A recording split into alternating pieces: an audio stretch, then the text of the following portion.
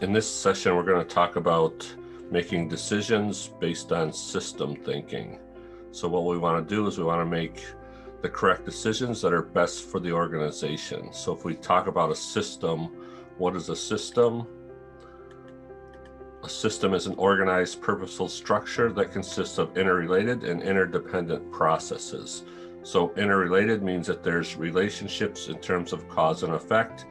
One action in one department can have negative or positive effects in other departments. Also, interdependent means that one process is dependent on the next process. So the second process in the flow here can't start their work until the first process finishes their work. Therefore, a system is a combination of different processes. Multiple processes make up an organization. All organizations can be described as a system. So what we want to do is we want to think of the organization as a system.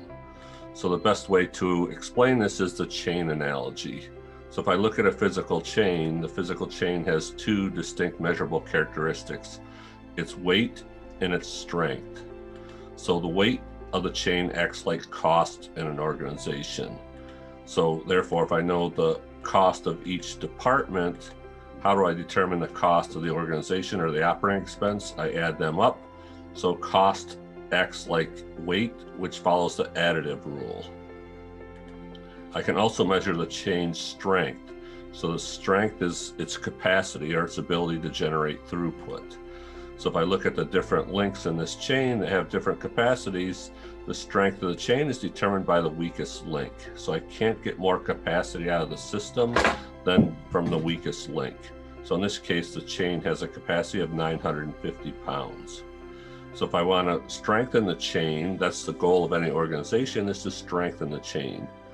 If I look at two ways of affecting the chain, one is I can reduce the weight. So that's a cost reduction strategy. So we're not about cost reduction, we're about strengthening the chain. So if I looked at reducing the weight of the chain or reducing cost, how would I do that? Well, one way is to remove a link from the chain. So that's acting like outsourcing work to a subcontractor. So I don't take the work inside, I take and I sub that work out to somebody else. Another way is to reduce the size of a link. So if I shave the capacity of the link down and make it lighter, that's like laying off workers. The third way I can do that is replace a link with a lighter material. So I can invest in new technology that has the same strength, but is lower cost. But what we really want to do is strengthen the chain. So how do we make this chain stronger? And to me, that's a growth strategy. There's only two ways I know to make the chain stronger, and that's to increase the capacity of the weakest link. And there's two ways you can do that. One is to increase the utilization of that resource. So if I can get more work out of that resource per unit of time, that's increasing the utilization. So the utilization is looking at how available that resource is over a shift and how many hours it's actually producing work or value-added content. The second way is to increase the throughput of the constraint. So if I can get paid more for each unit that goes through that resource, that's also strengthening the chain. So again, we need to make decisions based on strengthening the chain, not making the chain lighter.